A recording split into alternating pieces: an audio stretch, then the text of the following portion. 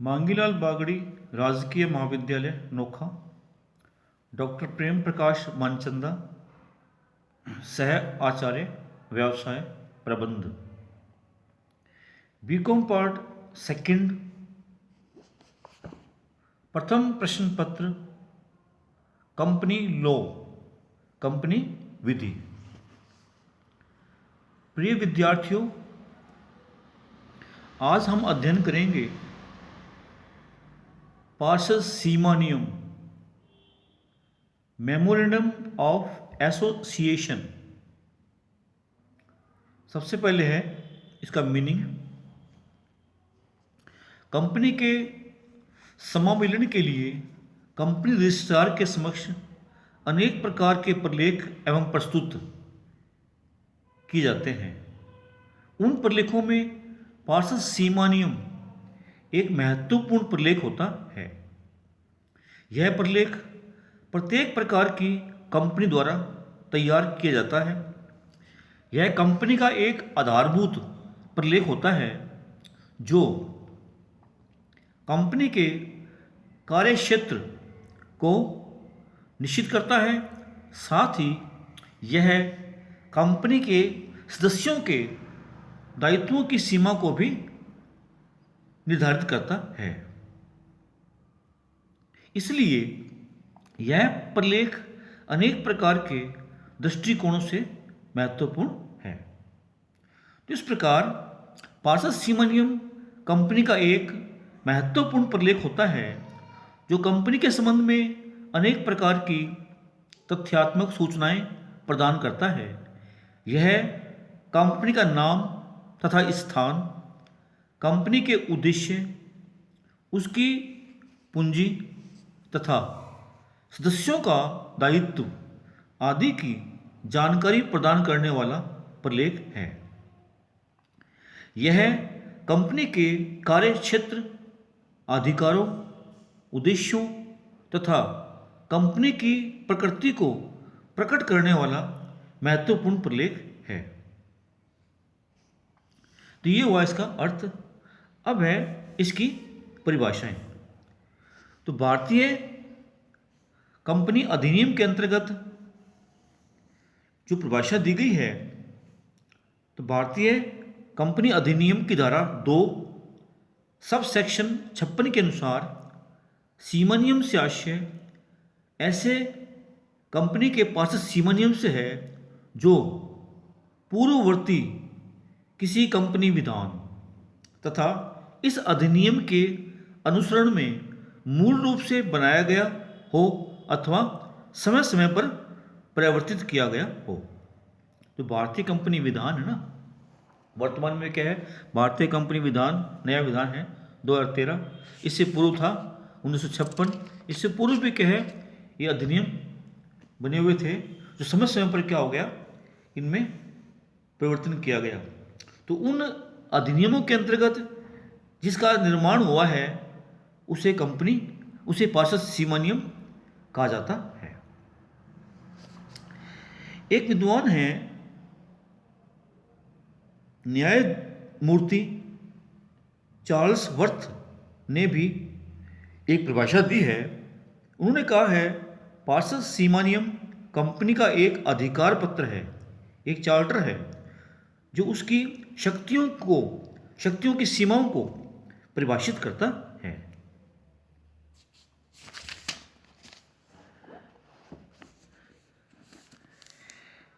न्यायाधीश बोवेन ने भी सीमा नियम के बारे में बताया है कि सीमा नियम में वे आधारभूत शर्तें होती हैं जिनके आधार पर कंपनी के समावेलन की आज्ञा प्रदान की जाती है।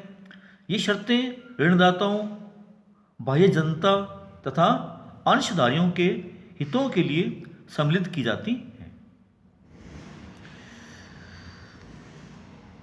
तो मतलब इस प्रकार हम कह सकते हैं कि सीमा नियम कंपनी का एक आधारभूत प्रलेख या अधिकार पत्र है जिसमें कंपनी से संबंधित अनेक महत्वपूर्ण सूचनाओं जैसे कंपनी का नाम, पंजीकृत कार्यालय का स्थान, सदस्यों के दायित्व,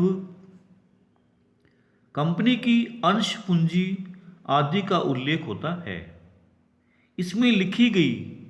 इसमें उल्लिखित उद्देश्य कंपनी की क्रियाओं के क्षेत्र एवं शक्तियों की सीमाओं को निर्धारित करते हैं, जिनके बाहर कोई भी कंपनी कार्य नहीं कर सकती है। इसमें वे सभी मूलभूत शर्तें दी होती हैं जिनके आधार पर कंपनी के समाविलीन की अनुमति प्रदान की जाती है। इसमें उन व्यक्तियों अभिदाताओं का नाम, पता, हस्ताक्षर तथा अन्य विवरण भी होता है जो कंपनी के समाविलीन के इच्छुक होते हैं तथा उस कंपनी के प्रथम सदस्य बनने हेतु अपनी सहमति देते हैं। तो ये हो गया पार्षद सीमा नियम का अर्थ। तो इस प्रकार पार्षद सीमा नियम क्यों बनाते हैं अपने, इसका महत्व क्या है? देखिए, पार्षद सीमा नियम कंपनी का एक महत्वपूर्ण प्रलेख होता है। यह कंपनी के साथ व्यवहार करने वाले व्यक्तियों के लिए कंपनी के संविधान का कार्य करता है। प्रसिद्ध विधि विशेषज्ञ एस.एम. शाह ने लिखा है कि पार्षद सीमा नियम वह प्रलेख है जो एक कंपनी के संविधान को निश्चित करता है और इसलिए यह वास्तव में वह नींव है, कंपनी की नींव है ये, जिस पर कंपनी का स्वरूप आधारित होता है। मतलब जब तक कंपनी का पंजीयन नहीं होगा, मतलब कि इसका पंजीयन के लिए आवश्यक होता है इसका निर्माण करना, मतलब पार्षद सीमा नियम का निर्माण करना आवश्यक होता है। इसके नियम इसका निर्माण हो नहीं सकता, इसलिए कंपनी की ये नींव है। मतलब मुख्य बात यह है कि यह एक महत्वपूर्ण प्रलेख है जिनका अनेक पहलुओं से कंपनी के जीवन में महत्व होता है। इतना ही नहीं, अन्य पक्षकार जो कंपनी के साथ व्यवहार करते हैं उनके लिए भी इसका महत्व है। एक लॉर्ड मैकमिलन के विचार, एक न्यायाधीश हैं लॉर्ड मैकमिलन के विचार इस संदर्भ में बहुत ही अनुकूल हैं।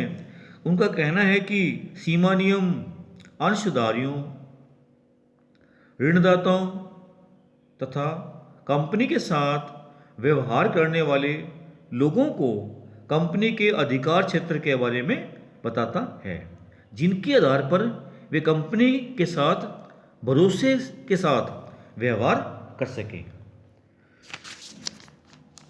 मतलब मोटी बात यह है, पार्षद सीमा नियम का निर्माण करने से क्या होता है, कंपनी का ये आधार है, कार्य क्षेत्र का निर्धारण हो जाता है, कंपनी के अधिकारों का स्रोत है, कंपनी का एक पथ प्रदर्शक है। कंपनी जो भी काम करेगी इस पार्षद सीमा नियम में जो उद्देश्य लिखे हुए हैं उन्हीं के उद्देश्यों के अनुरूप ही काम करेगी, उसके बाहर कार्य नहीं कर सकती। इससे क्या होता है, कंपनी के अंशधारियों, विनियोजकों, ऋणदाताओं को की सुरक्षा होती है और अन्य पक्षकारों को भी सुविधा मिलती है। तो ये हुआ पार्षद सीमा नियम का महत्व। अब है पार्षद सीमा नियम की विषय सामग्री या विषय वस्तु, कंटेंट्स ऑफ मेमोरेंडम।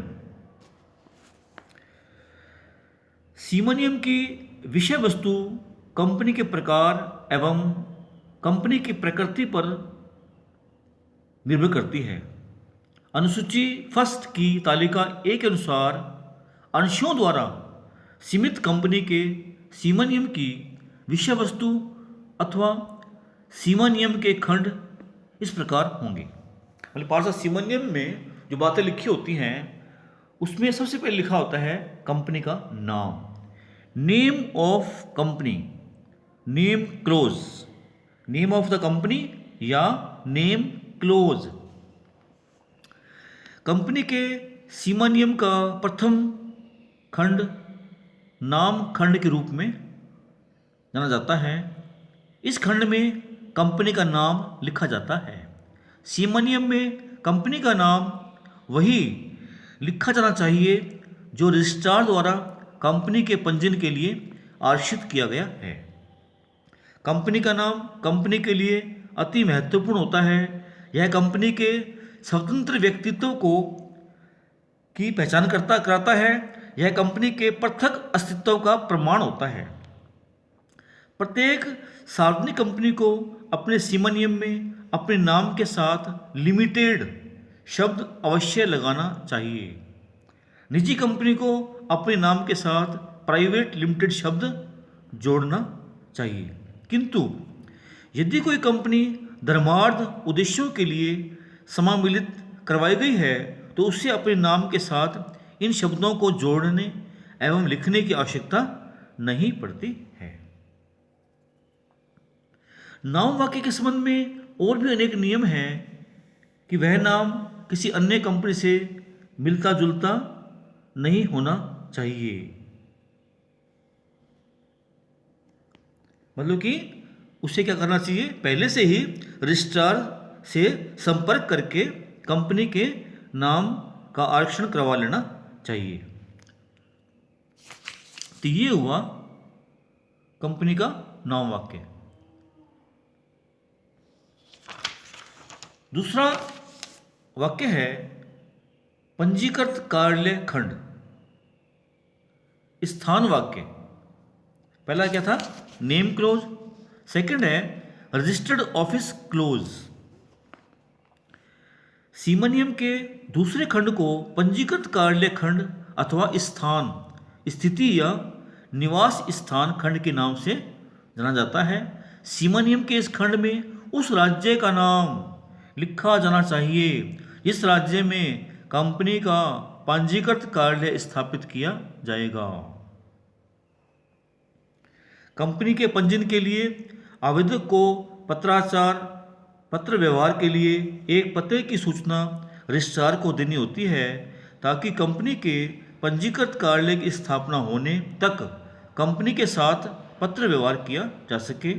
इस पते की सूचना उस रजिस्ट्रार को भेजी जाती है जिनके क्षेत्राधिकार में प्रस्तावित कंपनी का पंजीकृत कार्यालय स्थापित किया जाता है।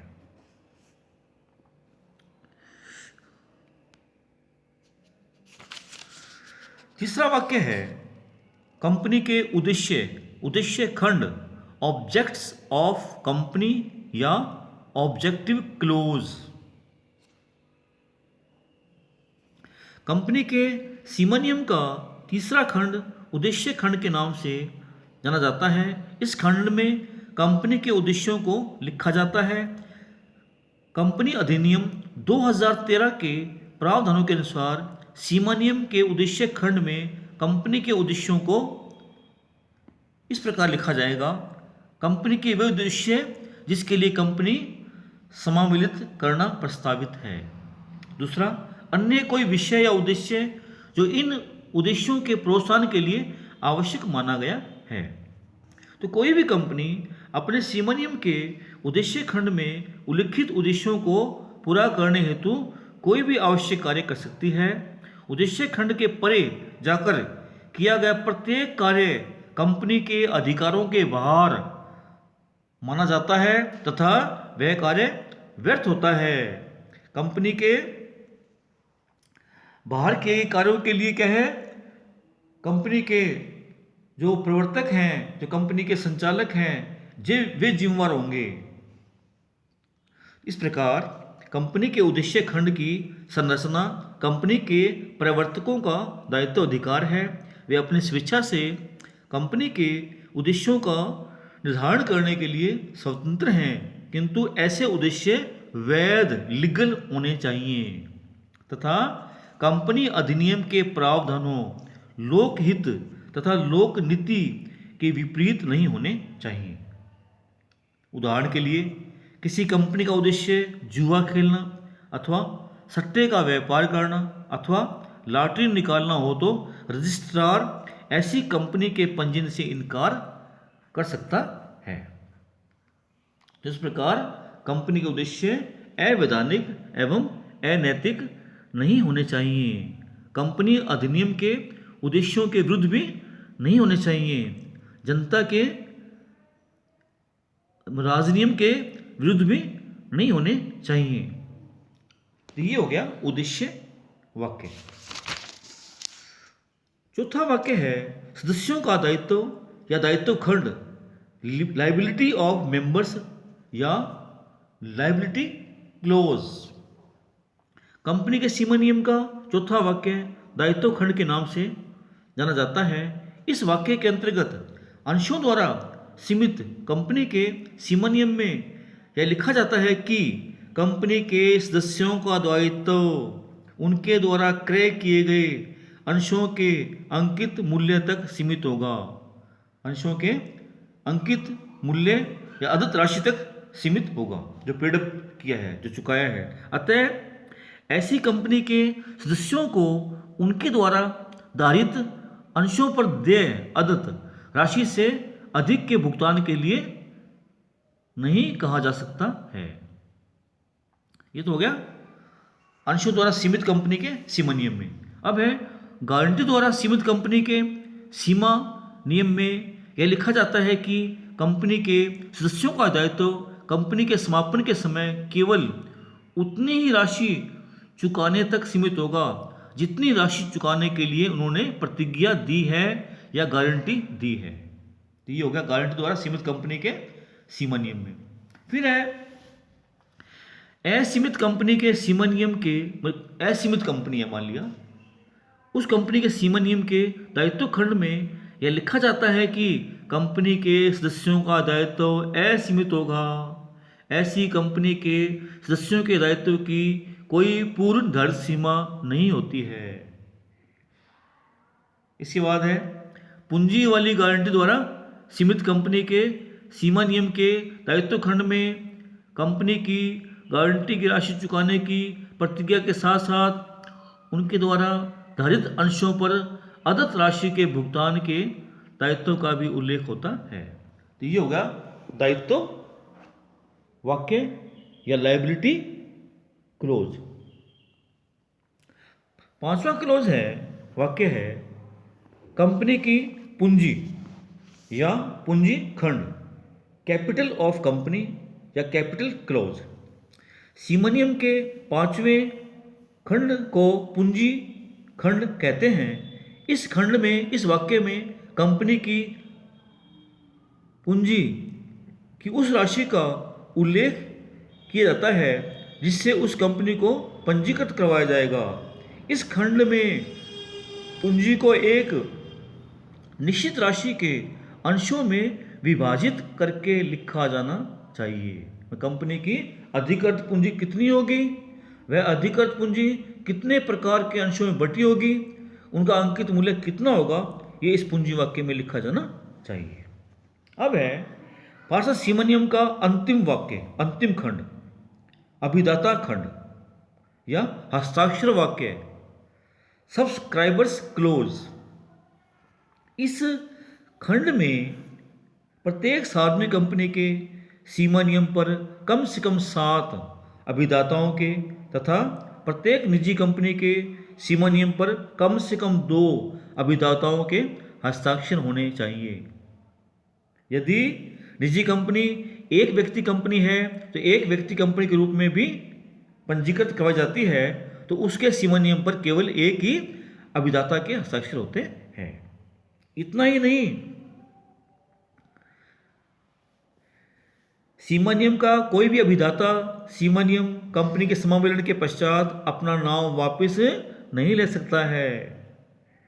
ऐसे में क्या होता है, जिन व्यक्तियों ने इस खंड में अपना नाम हस्ताक्षर किए हैं तो उन्हें क्या करना चाहिए, अपना नाम, उपनाम, जाति, पता, व्यवसाय, राष्ट्रीयता आदि का उल्लेख करना चाहिए। इतना ही नहीं, इनके प्रमाणन हेतु उनके पहचान के प्रमाण का भी उल्लेख करना होता है।